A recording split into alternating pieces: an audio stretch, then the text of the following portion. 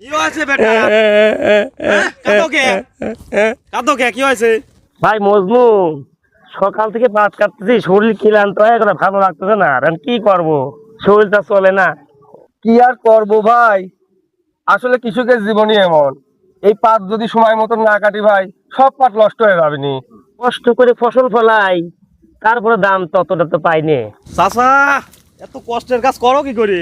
এই বেটা, তুমি আবার কি দেখি কমাসে বুদ্ধি দিবে আসলে, শ্রমিকে তো পাইনি আমি। ওরে কি বাপ, করে, কি করার আর আছে? কামাই তো আমারই লাগবে, আমার পাতলা আমারই তো লাগবে।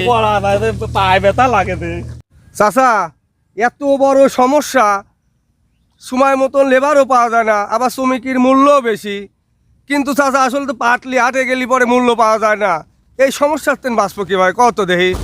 আগে সবাই মিলে গ্রামে একসাথে সবাই আমরা এই কাজ করতাম, পাট ধান সব কিছু কাজ আমরা করতাম। কিন্তু এখন সবাই শহরমুখী যায়, গাদি গাদি টাকা কাম করে, ইলিশ মাছ ভালো মন্দ কিনে খায়।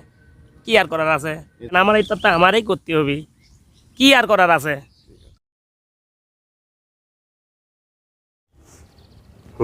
কি খবর? সারাদিন পাটের বুত খাইতে মারি তো মুখ টুক একবার শুয়ে ফেলাইছে।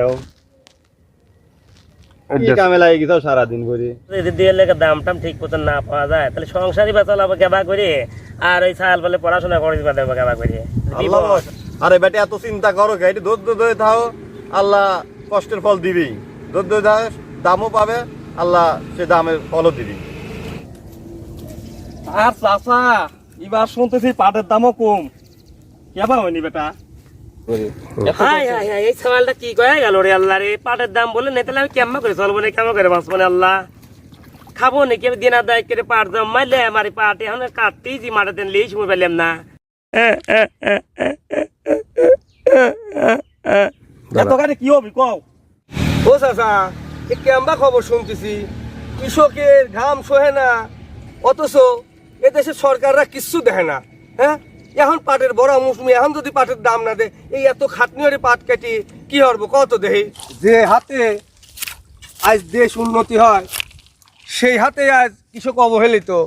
এরম করলে দেশের অর্থনীতি কি ভালো হবি? কৃষকের মূল্য চাই, কৃষকের দাম চাই আমরা। হ্যাঁ, ঠিকই কইছেন। এবার আমার দাবি এইটাই, কৃষকের ভালো ন্যায্য মূল্য দেয় সরকার এবং পাটের ভালো দাম দেয়, এইটাই আমরা সরকারের কাছে দাবি। দেশবাসী ঠিক আছে চাচা? এই যে পাট এত কষ্ট করে কাটতেছেন, এই পাটের যে দাম, তাতে কি আপনাদের পোষাবে?